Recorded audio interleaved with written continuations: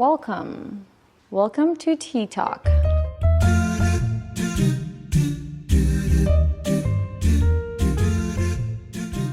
Just made that up. I don't know what that means. I'm drinking tea, I guess. That's why.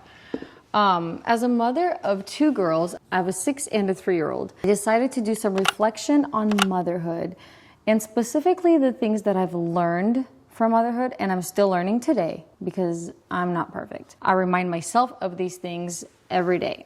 10 things, here we go.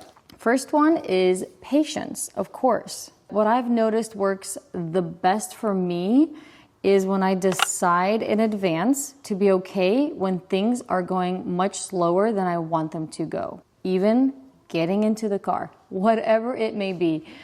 If things are taking longer, it's okay. I have to decide it's okay, and then it turns out to be okay. Kids are a true test of our patience. And the more that I fight with the pace of things, the more frustrated I become. And that frustration can turn into anger, and that's not good. So be patient. Decide that this is the season of life that I'm in. Things with kids are slower, and it's okay. It's just a season, and it's okay. Number 2, this will require planning ahead.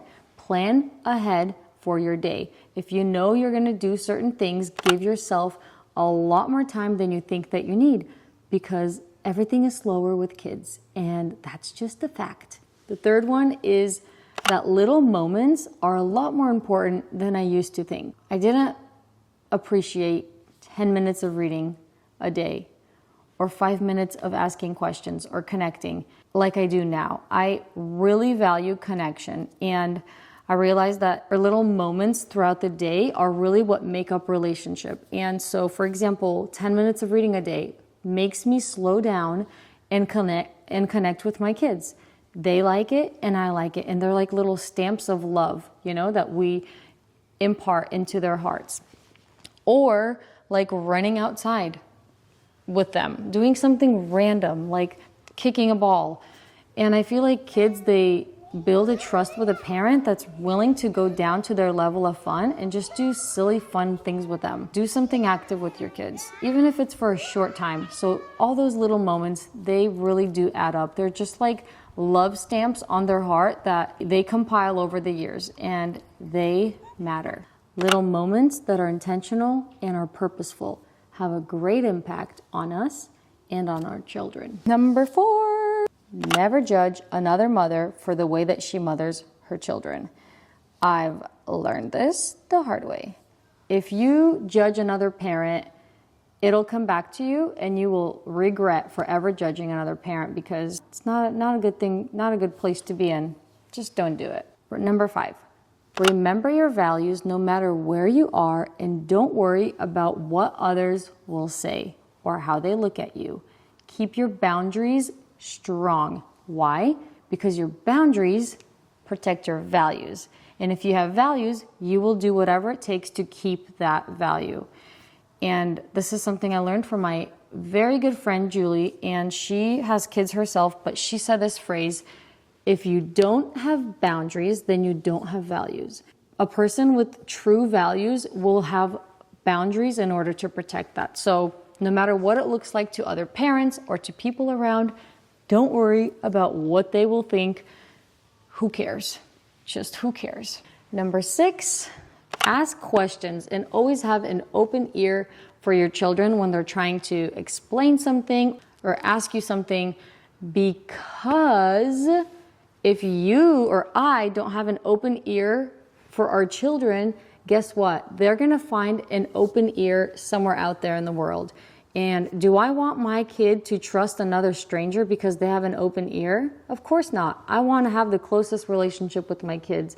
So I'm going to slow down. I'm going to be patient, character building. And I'm going to listen to whatever they're saying, even if it makes no sense at all. Ask questions. Be curious. This builds trust, and yeah, it builds trust. That's huge. Relationship building starts at a very young age. Ties in with number 7, which is treat your children with respect. I know that they're little human beings, but they are human beings. And the way that I want to be respected is the same way they want to be respected. And I have noticed that when I treat them with respect, when I listen, when I ask questions, when I do all these things, they do gain my trust and they actually come to me for advice. And that is what I want. To me, that means I'm not going to use my power over them just because I can and I feel like it. I'm going to restrain from using my power over them and maybe give them warnings or maybe talk it out, find a way to communicate.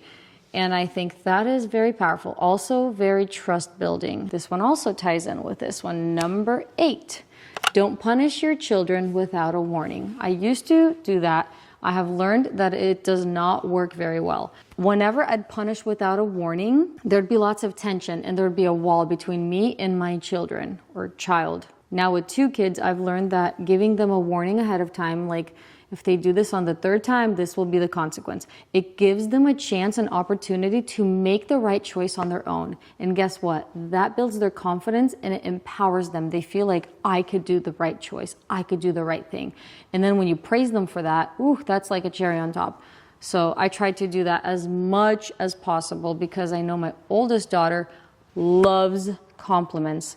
So I try to praise her for any little good thing that I notice that she does. Number 9, lead by example. Such a simple phrase. Like, we all know this phrase, but seriously, kids learn so much better when they watch the way we live our life instead of what we're just telling them to do or not to do. I think most humans are like that, but work on yourself. The best thing you could do for your kids is work on your character and be an inspiring and empowering person that encourages people and live the disciplined life that you want to see in your kids because they're going to follow in your footsteps for the most part. That's what happens. Last one. I was just reminded of this one and I've been really practicing it, and it is to ask my kids for forgiveness first. If I did something wrong, when there is tension or conflict happening between me and my children. When I'm the first one to apologize, I create an open space for them to come in freely and want to apologize. I don't have to make them. They see that I have an open heart and I'm willing to say I'm sorry for the wrong that I did, maybe raising my voice or whatever it may be. It creates an environment for them to want to come and ask for forgiveness. Oh, this one has been so big for me lately. And I remembered, and it should have been number 1, but there you go. All right, well, cheers. I hope you guys enjoyed. If you have any questions or recommendations for what you think I should talk about on my next video, or maybe a review that I need to do, or something like that. I don't know. Give me ideas. I hope to see you in my next video, and for now, bye-bye.